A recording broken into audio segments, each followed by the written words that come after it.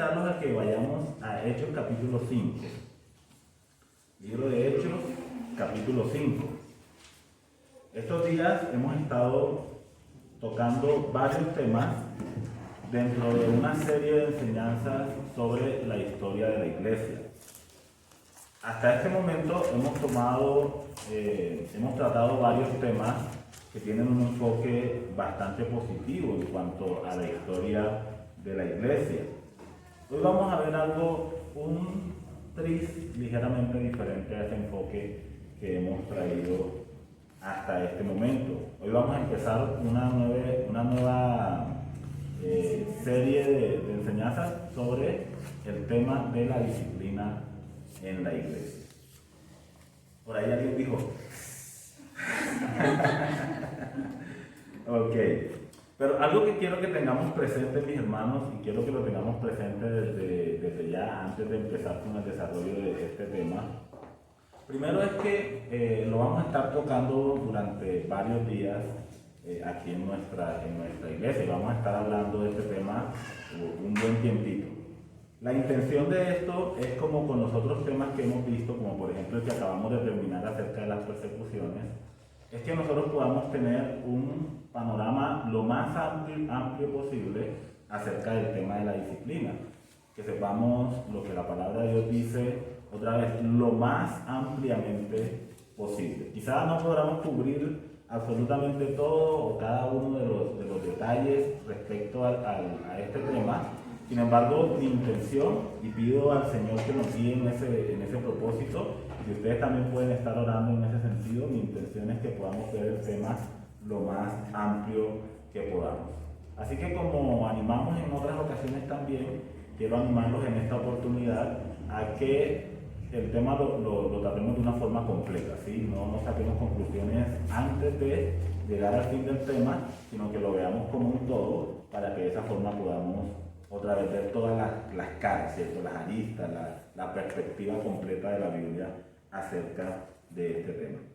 Hoy nos vamos a enfocar en un pasaje que está ahí en Hechos capítulo 5, versículos del 1 hasta el 11, en el cual vamos a encontrar un caso de disciplina.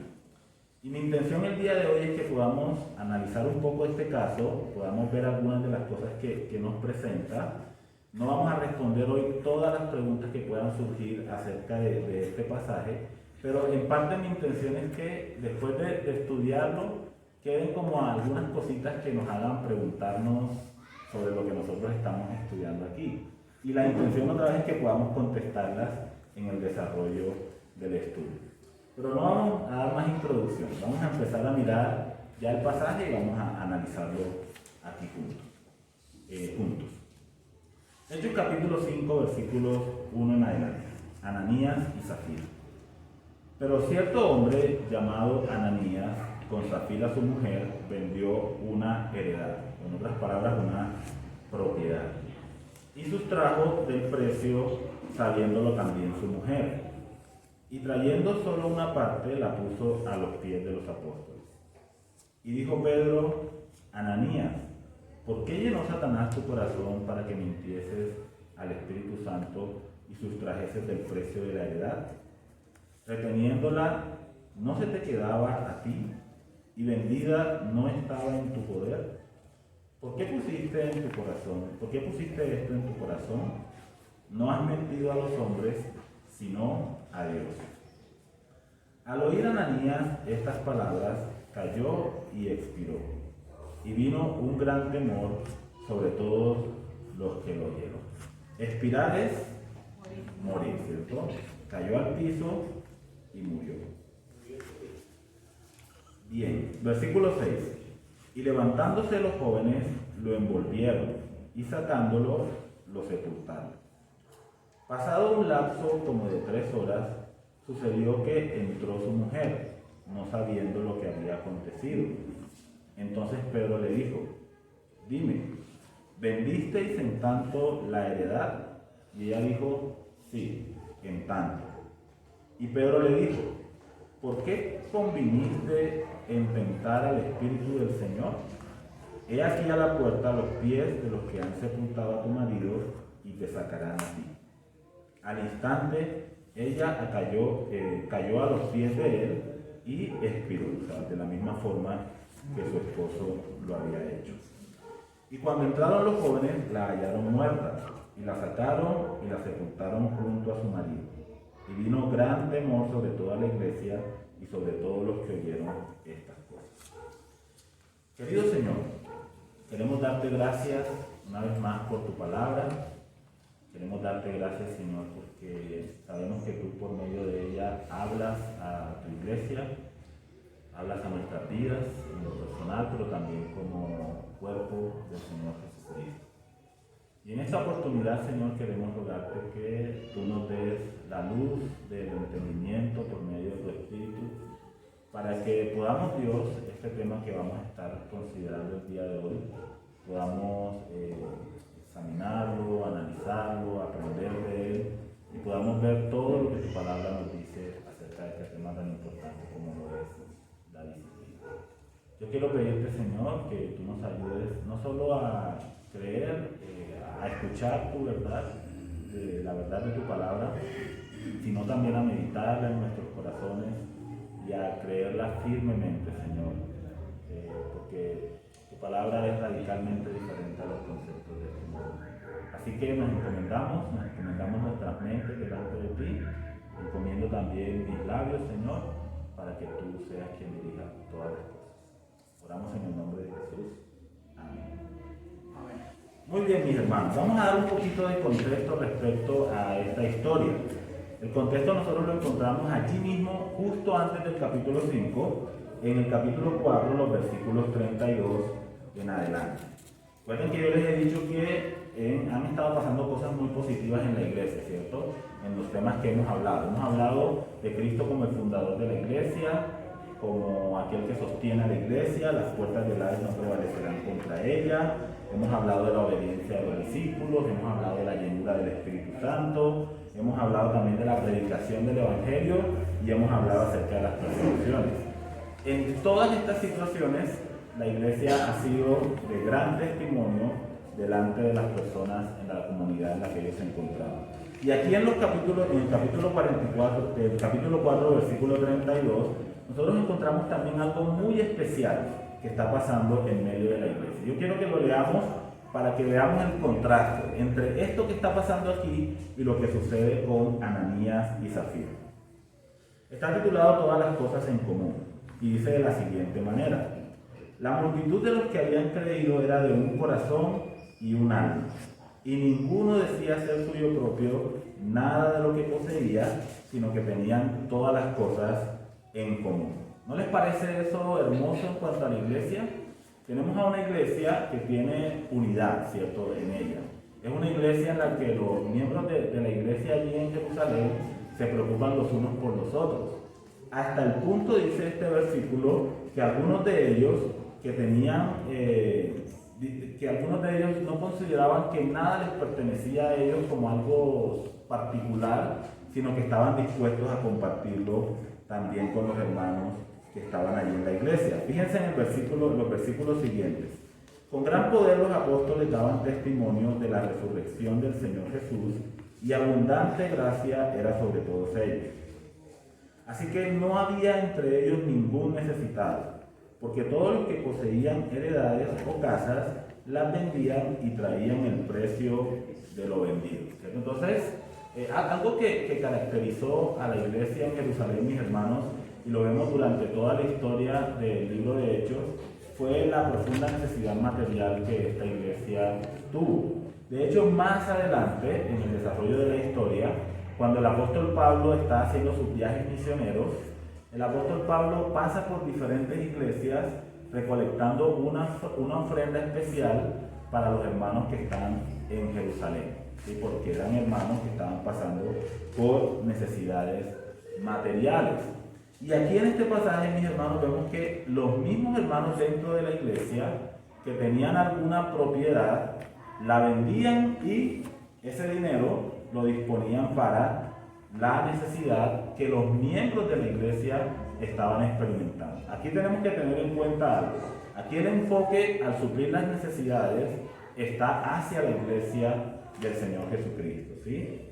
Habían hermanos dentro de la iglesia que están necesitados, hay hermanos que tienen un recurso que pueden disponer de él y voluntariamente, de corazón, estas personas tomaban ese recurso, bueno, las propiedades que ellos tenían, las vendían y ese dinero era entregado para satisfacer las necesidades de esos hermanos que se encontraban allí en la iglesia de Jerusalén. ¿Qué nos enseña esto a nosotros? Que también nosotros debemos estar interesados por las necesidades de nuestros hermanos en Cristo.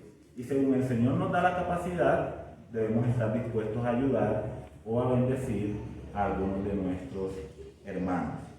Sigue diciendo el pasaje, versículo 35, y lo ponían a los pies de los apóstoles y se repartía a cada uno según su necesidad.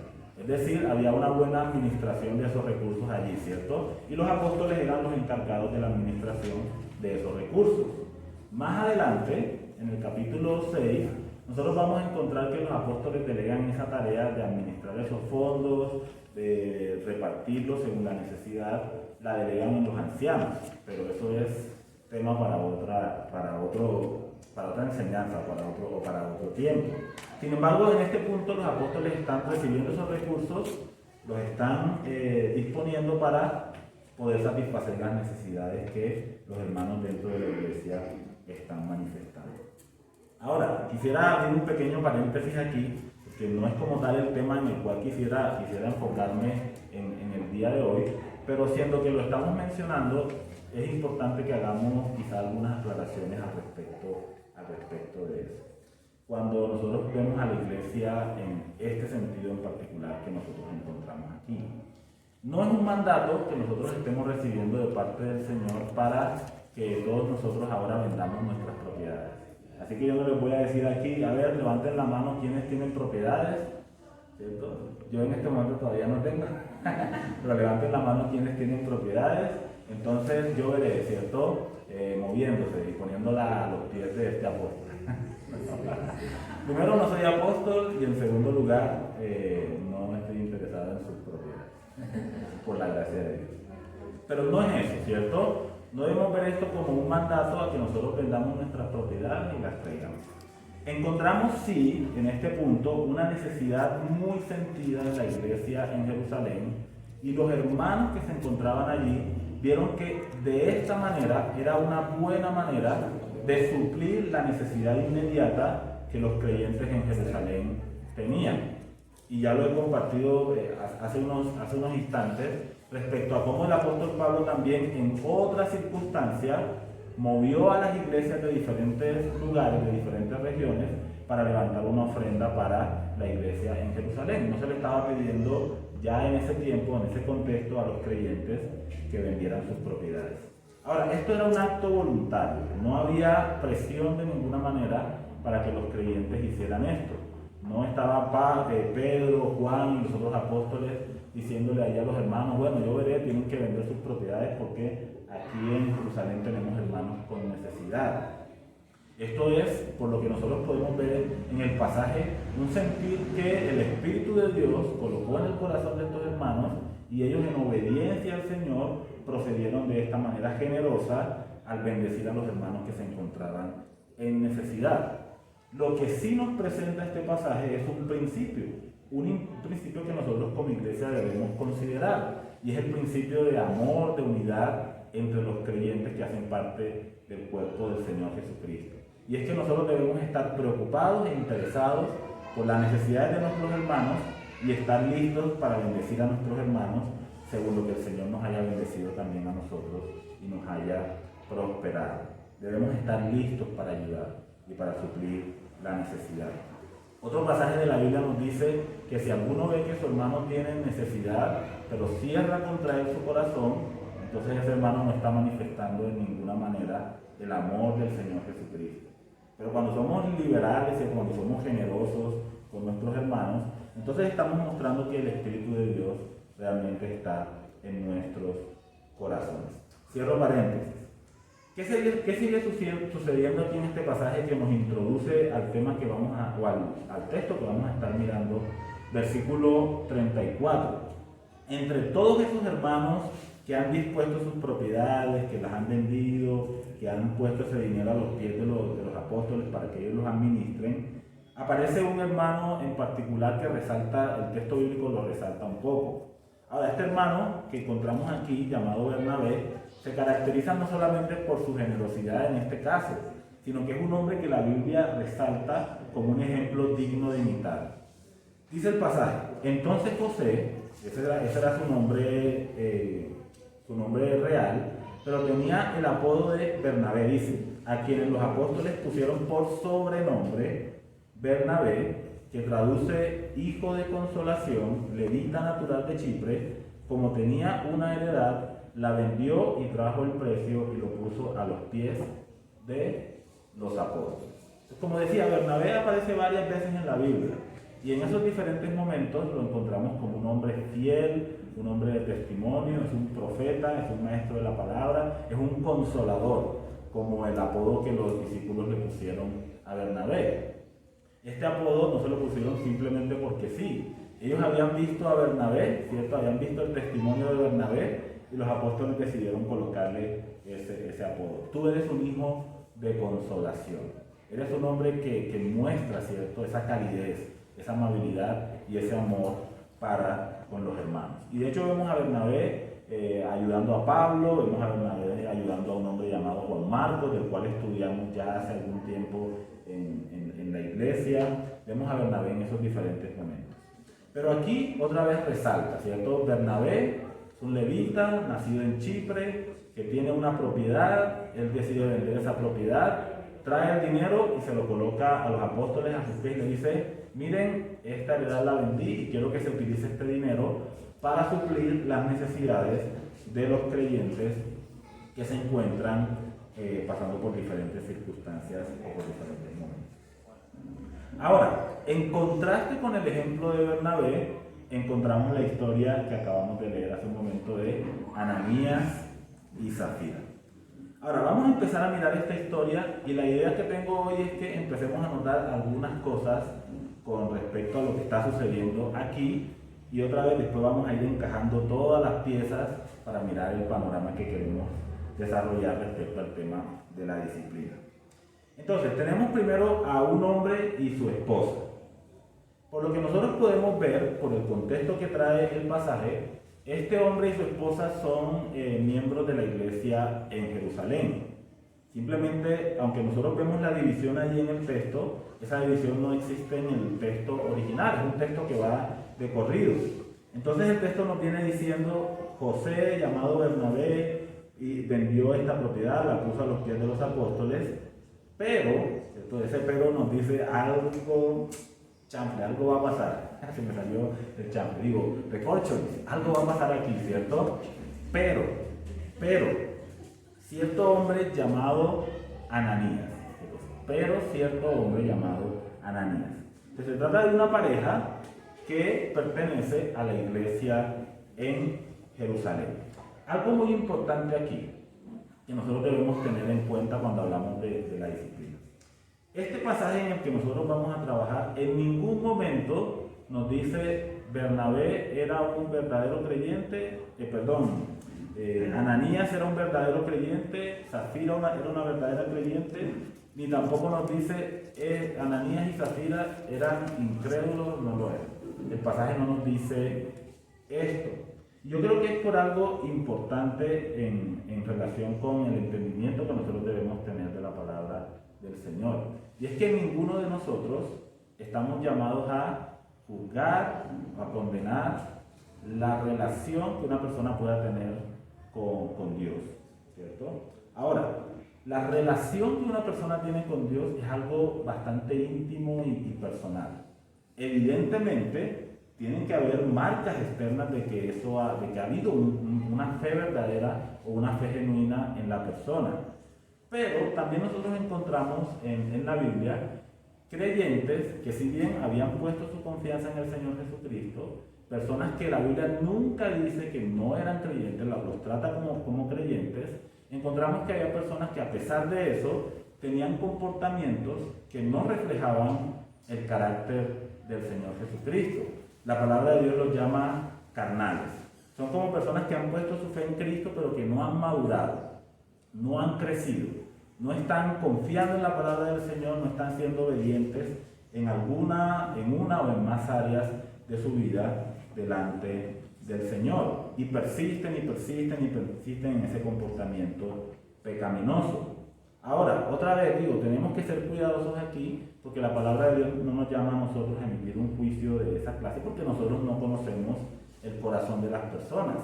Ahora, ese juicio sí lo podría hacer el Señor. Tiene todo el derecho, porque el Señor penetra con su mirada lo más profundo de las emociones, de los pensamientos, de las convicciones del hombre, y nosotros somos como cartas abiertas delante de Él. No tenemos absolutamente nada que ocultar delante del Señor. Sin embargo, en este pasaje lo que nosotros podemos ver es que Ananías y Zafira son tratados como personas que pertenecen a la iglesia, y en ese orden de ideas son tratados como creyentes, ¿cierto? Personas que están dentro de la familia en Cristo. Son personas que pertenecen al cuerpo de Cristo y específicamente a la iglesia local allí en Jerusalén. Entonces, cuando nosotros hablamos de disciplina, mis hermanos, lo primero que tenemos que tener en cuenta es que la disciplina está relacionada con personas que creen en Jesucristo o que manifiestan creer en Jesucristo, en otras palabras, personas que son hijos de Dios. Dios no disciplina a nadie que no sea su hijo. Quizá las personas que están afuera, ¿cierto?, pueden ser castigados por alguna cosa en particular o reprendidos fuertemente por el Señor, pero no disciplina. La disciplina es algo que se aplica a los hijos. Y les pongo un ejemplo muy sencillo. Yo tengo mis hijos, mis tres hermosos y adorados hijos. Yo puedo guiar, corregir e instruir a mis hijos, ¿cierto? ¿Lo puedo hacer? Por supuesto que lo puedo hacer. Pero ¿qué pasaría si ahora yo voy afuera y, por poner un ejemplo, tomo a mi hermano Edilson y quiero disciplinar y corregir a sus hijos, hermano Edilson? ¿Eso sería algo correcto? Pienso que no, ¿verdad?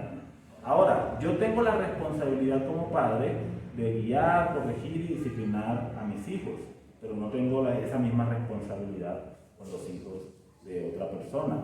Y yo creo que en el contexto de la Biblia nosotros podemos encontrar esa misma idea con respecto a nuestro Dios. Ahora, Dios es soberano sobre toda su creación, incluso sobre los que no son creyentes, incluso sobre los que no son sus hijos. Y todo ser humano tendrá que dar cuenta delante de Dios. Pero el tema de la disciplina es algo que se enfoca específicamente en los hijos de Dios. Y de eso vamos a hablar un poquito más adelante, porque otra vez ahorita quiero que nos enfoquemos más en la historia que estamos encontrando aquí. Muy bien, entonces Ananías, Zafira, esta pareja de esposos, dice el texto ahí en el versículo 1, vendió una heredad. El texto no nos dice que era la única heredad que ellos tenían. Nos puede significar que ellos tenían más de una, o puede ser simplemente que esa era la que tenían. El texto nos dice vendieron una heredad. Pero ahora esta pareja va a hacer algo bien interesante. Versículo 2. Ellos van a tomar de ese dinero que ellos recibieron por la venta de su heredad y van a tomar una parte del precio que ellos obtuvieron al venderla. Dice el versículo 2, y sustrajo del precio, sabiéndolo también su mujer. Lo cual nos da a entender que esta pareja se colocó de acuerdo para hacer esto, ¿cierto? Me dieron 100 millones de pesos por la venta de mi casa, ¿cierto? De mi propiedad. Bueno, vamos a tomar una parte de ese dinero y lo vamos a guardar para nosotros. Entonces dice que su mujer también lo sabía. Y trayendo solo una parte, la puso a los pies de los apóstoles. Entonces ya el texto nos dice, pero hasta ahora no ha pasado nada del otro mundo, ¿cierto? Vemos algo, pienso, muy normal. Encontramos una pareja que tiene una propiedad, la vende, recibe un dinero, pone una parte de esa propiedad, pone una parte de ese dinero, guarda una parte de ese dinero y posteriormente toma el resto de ese dinero y lo trae, como lo han hecho muchos otros creyentes, y lo pone a los pies de los apóstoles. Mire, esta es una ofrenda para que ustedes la administren para las necesidades de la iglesia. hasta ahora no ha pasado nada. Era su propiedad, era su dinero. Pero ahora el Espíritu de Dios nos va a revelar qué es lo que está mal en lo que esta pareja de esposos hizo en ese momento. Y eso lo encontramos allí en el versículo 3 y versículo 4. Entonces dijo Pedro a Ananías: Ananías, ¿por qué llenó Satanás tu corazón para que mintieses al Espíritu Santo y sustrajeses del precio de la heredad? Entonces ahora Pedro le dice a este hombre, primero se presenta el hombre, aquí todavía no está su esposa, ¿cierto? Él es el que lleva el dinero allá, pero Ananías, ¿por qué sustrajiste del dinero de tu heredad una parte? ¿Y por qué has permitido que Satanás llene tu corazón para que le digas mentiras al Espíritu de Dios? Cuando digo por qué has permitido, me estoy basando en otra de las versiones de la Biblia, que es la Nueva Traducción Viviente. Esta versión dice: ¿por qué has permitido que Satanás llenara tu corazón? Entonces este hombre, en toda la reflexión que tuvo acerca de su propiedad, no sabemos a partir de qué punto, ¿cierto? Pero en toda la reflexión que tuvo en relación con la venta de su propiedad, estuvo meditando acerca de ello. Quizás fue desde el principio, quizás fue a partir de que él tomó la decisión: yo voy a vender la heredad, pero voy a hacer esto, voy a hacer aquello. O pudo haber sido cuando tuvo el dinero constante y sonante en sus manos, ¿cierto? En ese momento dijo: uy, pero esto es como demasiado dinero. Pero algo interesante que está pasando aquí es que encontramos que Satanás llena el corazón de esta persona. Ahora, yo creo que nosotros entendemos en este punto, con diferentes cosas que hemos hablado y enseñado, entendemos lo que significa esta expresión, porque conocemos los métodos de Satanás. Otra vez recordemos a Adán y Eva, ¿cierto? ¿Cómo fue que Satanás llenó el corazón de Eva en ese momento?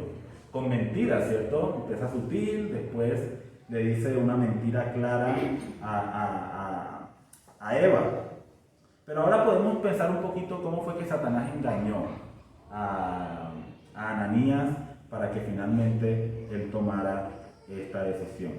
Quizá pensando un poquito, imaginémonos un poquito lo que Ananías pudo tener en su mente en ese momento, ¿sí? Otra vez, el texto no lo dice, esto es especulación, pero yo creo que especulación bien enfocada, ¿listo? En la enseñanza de la Biblia. Pensemos un poquito, tratemos de imaginar lo que Ananías estaba pensando.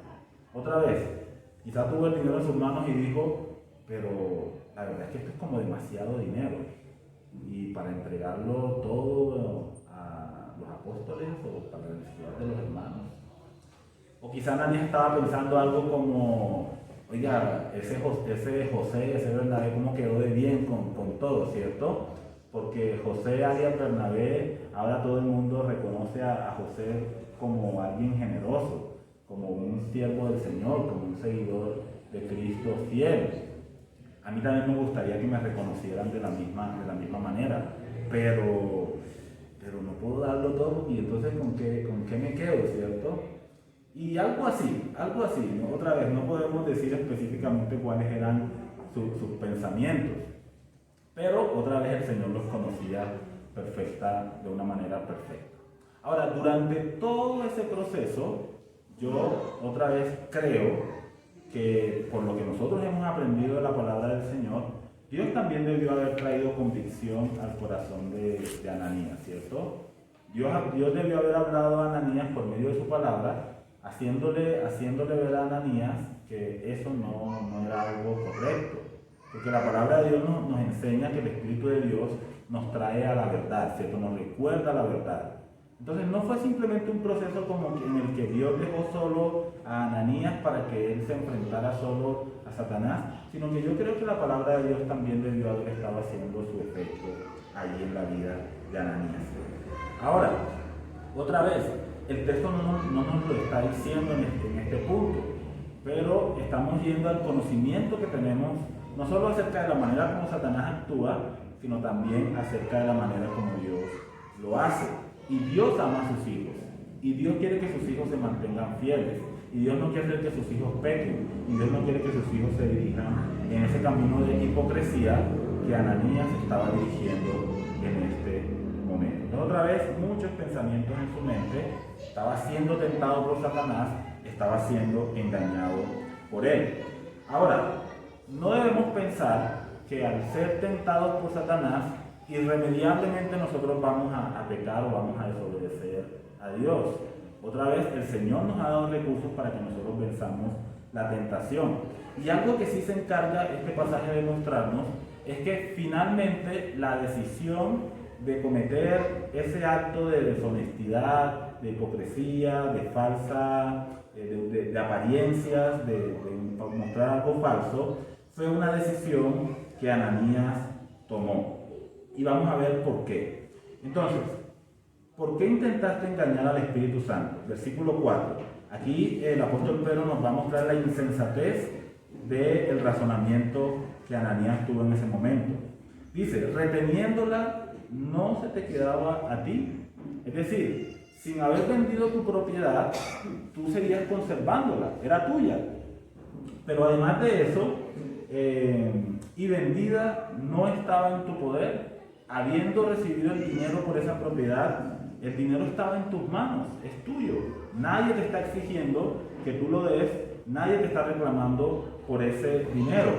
Entonces ahora viene como el texto bíblico nos muestra que finalmente, aunque pudo haber una tentación de Satanás en este caso, fue la determinación personal de Ananías hacer lo que hizo. Dice el versículo, ¿por qué pusiste esto en tu corazón?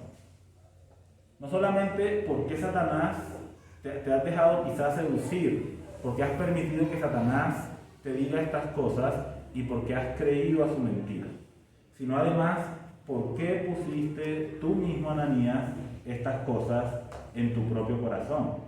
O sea, finalmente fue la decisión de Ananías hacer lo que nosotros estamos viendo que sucede aquí en este pasaje. ¿Por qué pusiste estas cosas en tu corazón? Y una vez más repite el apóstol Pedro, no has mentido a los hombres, sino a Dios. Y aquí vemos algo con respecto al pecado, mis hermanos. Y es que a veces cuando nosotros los creyentes pecamos, quizás nosotros podamos tener una falsa impresión de que es que Dios no lo va a saber o Dios no se va a dar cuenta de lo que nosotros estamos haciendo. Pues si es así, estamos ignorando una verdad muy clara en la palabra del Señor, que es que el Señor conoce perfectamente nuestro corazón. A mí me gusta mucho ese pasaje en Apocalipsis cuando el Señor Jesucristo dice, yo conozco tus obras. Detalla cada una de las cosas que las diferentes iglesias que vemos ahí en Apocalipsis hacían. Tanto lo que Él aprueba como aquello que Él desaprueba. Pero yo conozco tus obras. Es como que Él tiene esa mirada de fuego penetrante, ¿cierto? Que profundiza, una mirada, si quisiéramos decirlo en el lenguaje moderno, una mirada de rayos X, radiografía, y ahí estamos nosotros completamente al descubierto, delante del Señor. Pero ¿cómo nos engañamos a nosotros mismos cuando nosotros pensamos, nadie me ve, nadie me oye, nadie sabe lo que yo estoy haciendo, esto es en secreto? O incluso nos confabulamos con nuestra, en este caso dice que lo hizo con su esposa, que quizás es la persona de más confianza que Ananías tenía, o quizás lo hacemos con amigos o con hermanos en Cristo. El Señor no va a escuchar, el Señor no va a saber, Él no se va a dar cuenta de eso. O incluso podemos saber que el Señor lo sabe, pero otras personas no se van a dar por enterados, ¿cierto?, de lo que está pasando aquí. Pero al pensar en esto, Ananías estaba autoengañando, estaba cayendo en la trampa de Satanás que le había tendido en ese momento. Otra vez, no como alguien inocente, porque Ananías puso estas cosas en su propio corazón. Fue una decisión personal que Ananías tomó. En una ocasión, el apóstol Pablo dijo a los hermanos en Gálatas, no os engañéis, Dios no puede ser burlado. No os engañéis, Dios no puede ser burlado. No podemos escondernos de Él, no podemos burlarnos de esa manera de nuestro Dios. Ahora, tan pronto Ananías escuchó esta confrontación que Pedro está haciendo con respecto al pecado que él está cometiendo, inmediatamente este hombre cayó. No sabemos si para adelante o para atrás, pero este hombre cayó y expiró y murió inmediatamente. Así que Ananías no fue herido por hombre alguno. Pedro en este caso simplemente es un siervo o un instrumento de parte del Señor. Pedro, el texto no nos dice cómo fue que se enteró de lo que Ananías y Zafira habían planeado. Algunas posibilidades solamente, pensando en el texto. Quizá la persona que le vendió la heredad a Ananías y Zafira era amigo de Pedro, ¿cierto? Le dijo, oye Pedro, imagínate que unos miembros de tu iglesia les acabo de comprar una heredad. Ah, sí, chévere. Y tú no me estás preguntando, pero fue en tanto. Y Pedro dice, ah, qué bueno, está bien. Es una posibilidad. Ahora, la posibilidad más probable, porque el texto no nos lo dice, pero la posibilidad más probable es que haya sido el mismo Espíritu de Dios quien le comunicó a Pedro, no se nos dice la manera, pero quien le comunicó a Pedro lo que estaba sucediendo y lo llamó a la acción, ¿cierto? A tomar algunas medidas con respecto a él. Así que Pedro, fiel, obediente al Señor, confronta a Ananías, lo hace de una manera muy clara, muy firme, pero confronta a Ananías y le dice, ¿por qué pusiste estas cosas en tu corazón, Ananías? ¿Por qué permitiste que Satanás te engañara de esa manera? ¿Sabes? No has mentido a los hombres. Has mentido, o por lo menos has intentado mentirle al Señor. Entonces, otra vez, quien hirió a Ananías en este punto no fue Pedro, sino que fue una acción directa de parte del Señor. Y quiero hacer un puntito aquí que es importante, mis hermanos, con respecto al tema de la disciplina. Nosotros encontramos en la Biblia dos formas en que la disciplina se desarrolla, dos aspectos en los que la disciplina se presenta. El primero de ellos es mediante una acción directa de Dios, cuando Dios tiene un trato directo con uno de sus hijos en relación con un pecado en particular que ese hijo está cometiendo. Y de eso en ese aspecto nos vamos a enfocar en esta reflexión que estamos teniendo y lo que vamos a ver el próximo domingo. Pero otro aspecto de la disciplina tiene que ver con la forma en que Dios ha delegado a la iglesia del Señor Jesucristo para administrar disciplina dentro del cuerpo local de creyentes. Y eso lo vamos a ver dentro de 15 días y algunos otros días más. Pero tengamos eso presente. Aquí estamos viendo una acción directa de parte del Señor. Cayó y murió de manera inmediata. Ahora, nosotros encontramos otros ejemplos de cosas como esta en la palabra del Señor. Por ejemplo, solamente por dar algunos casos, ya pensando un poco en el Antiguo Testamento, nosotros encontramos a un sacerdote llamado Elí, que tenía unos hijos que eran bastante malitos esos hijos. Dios había encomendado una responsabilidad muy importante en Elí. Estos hijos estaban haciendo cosas terribles en el templo, que por pudor no quiero mencionarlas en esta mañana, pero ustedes pueden ver la historia en la palabra. Y finalmente Dios le dijo a Elí, mira, tus hijos se están comportando de esta manera y tú no has hecho absolutamente nada para llamarles la atención, así que yo te voy a disciplinar. Dios le dio tiempo a Elí, le dio oportunidades a Elí para confesarlo, para arrepentirse, para tomar medidas, pero finalmente llegó el momento en que Elí, que era un hombre bastante gordito, estaba sentado en una silla, recibió la noticia de cómo sus hijos habían sido muertos y este hombre también cayó, se golpeó en la cabeza y murió. Y la palabra de Dios dice que eso fue disciplina de parte del Señor para Elí. Ahora, Dios le había dado muchas oportunidades a este hombre de arrepentirse y de confesar su pecado. Sin embargo, Elí no tomó en cuenta eso, no acudió a la misericordia de Dios, persistió por largo tiempo en su pecado y finalmente Dios tomó la determinación de herir a este hombre.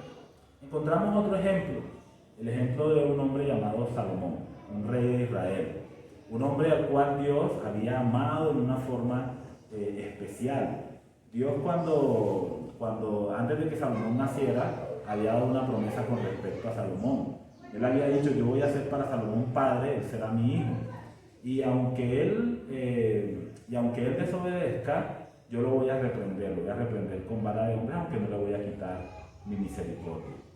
Entonces, Dios amaba a Salomón, tenía compasión de Salomón, pero cuando Salomón fue desobediente, y ustedes saben, creo que sabemos todos la historia, Salomón se casó con mujeres extranjeras, adoró a los ídolos de esas mujeres, dejó al Señor a un lado y finalmente Dios también reprendió fuertemente a Salomón por su desobediencia. Lo vemos como un principio, ¿cierto? Lo vemos como un patrón. Pero en todos estos casos y en muchos otros casos que nosotros encontramos en la palabra, siempre vemos oportunidad, siempre vemos misericordia, siempre vemos paciencia de parte de Dios para con aquellos que son llamados sus hijos.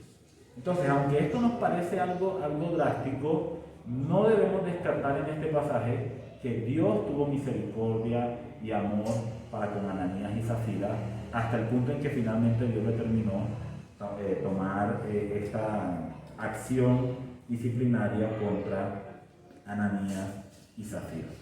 Bien, entonces, al oír Ananías estas palabras, cayó y expiró, y vino un gran temor sobre todos los que oyeron. Vamos a dejar esa parte del temor para el final del estudio porque quisiera mencionar algo al respecto. Luego de que esto sucediera, vino un gran temor sobre todos los que oyeron. Dice el versículo 6 que algunos jóvenes se levantaron, envolvieron, como era la costumbre a la hora de sepultar a un muerto en esta cultura judía, envolvieron a Ananías y fueron y lo sepultaron. Yo pensaba, ¿qué tal que tuviéramos un ministerio así dentro de la iglesia? El ministerio de jóvenes, ¿cierto? Y los jóvenes... El ministerio de los jóvenes sepultureros, ¿cierto? No, evidentemente es broma, mis hermanos. Creo que no necesitamos un ministerio como ese en este tiempo. Pero bueno, simplemente menciono que el texto nos está diciendo esto. Los jóvenes tomaron allí a Ananías, lo prepararon y lo llevaron a la sepultura. Bien, versículo 7. Pasado un lapso como de 3 horas, sucedió que entró su mujer. Y ahora nos preguntamos, ¿y ahora qué va a pasar, cierto?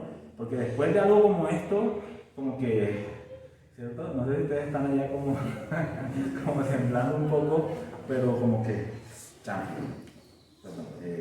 recorches. Estamos ahí como pensando, ¿cierto? ¿Qué va a pasar? ¿Qué va a pasar?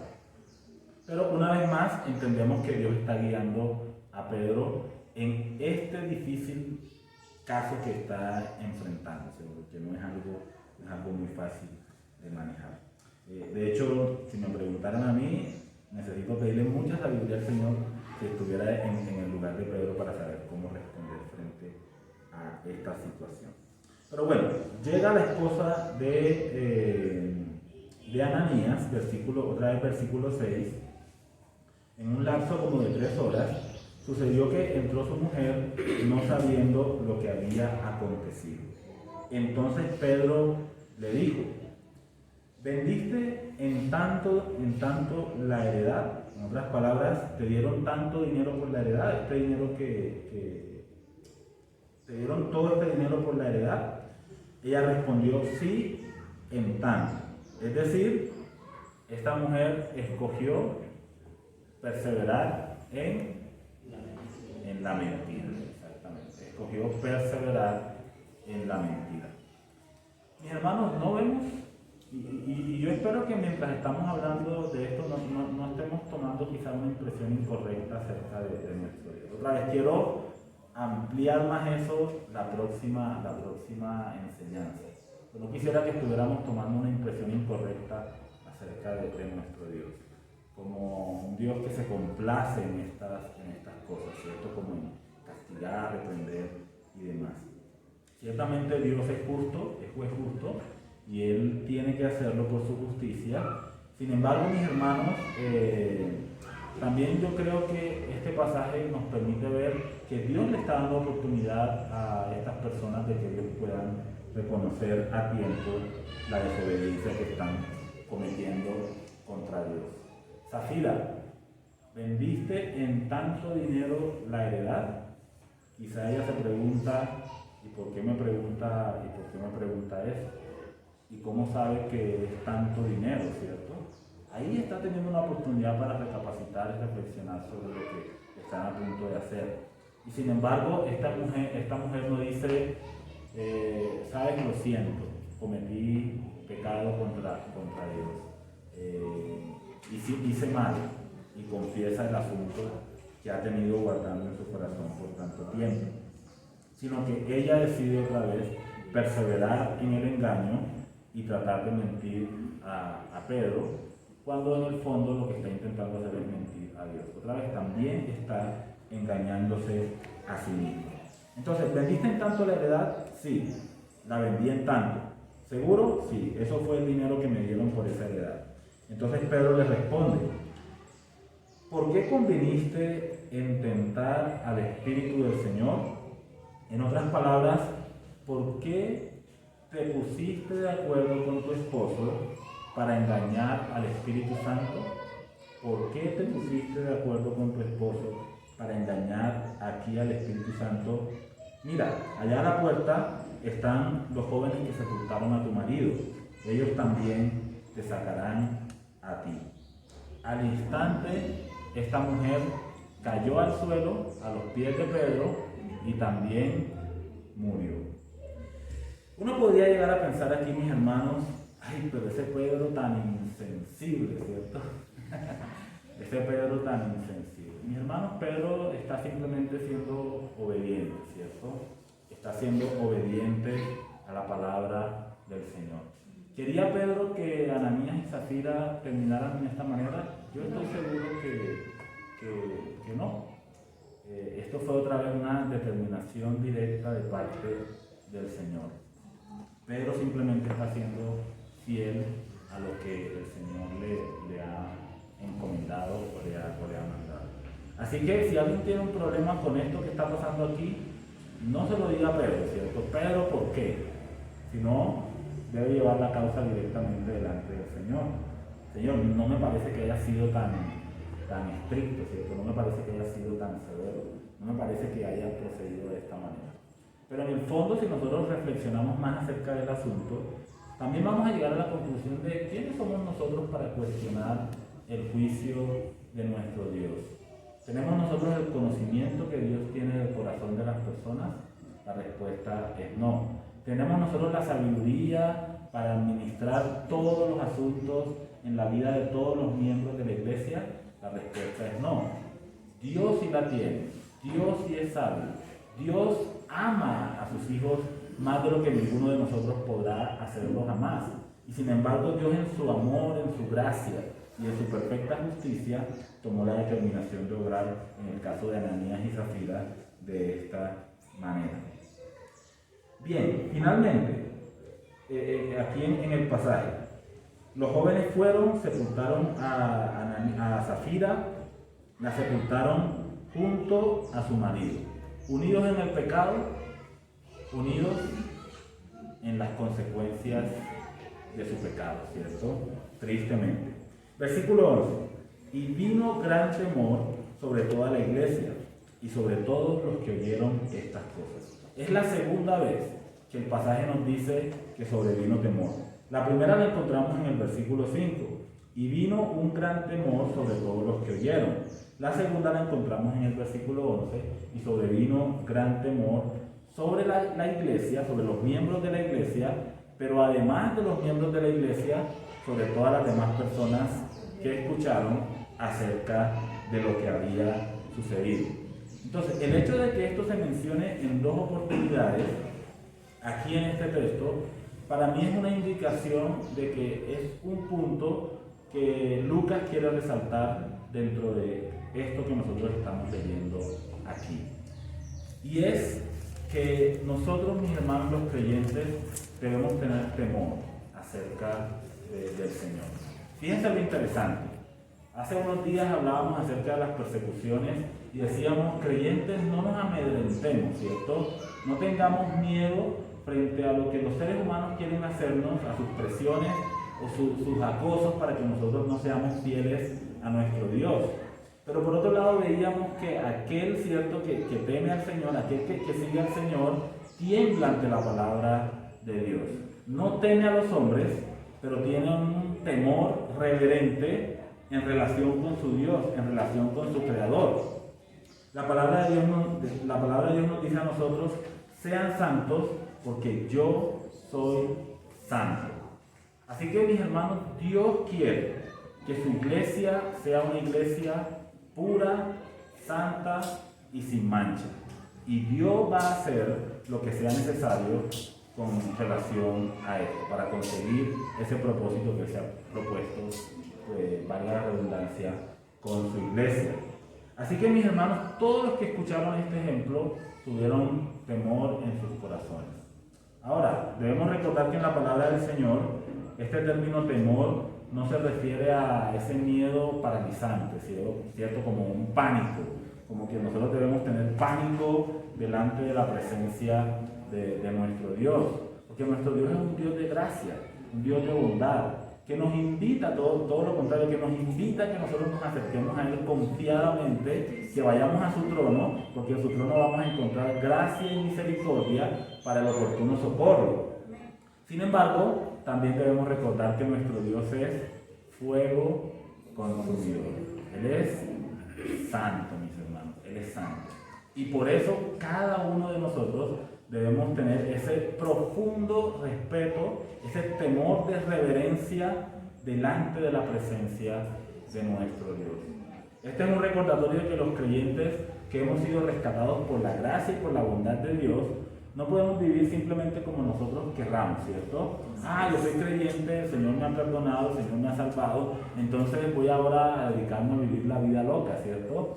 A dedicarme a vivir la vida como yo quiera. Sino que es un recordatorio de que Dios nos ha rescatado del pecado, nos ha separado del pecado para que nosotros vivamos vidas que lo honran, que lo glorifican y que lo exaltan a Él de todo corazón. Y en ese sentido, nosotros debemos tener un respeto profundo por la santidad de Dios y por la obra de Cristo a través de la cual Él nos ha salvado. Miremos algunas cositas más aquí que quiero concretar como conclusión de esta reflexión. Y otra vez, el próximo domingo vamos a ampliar un poco más.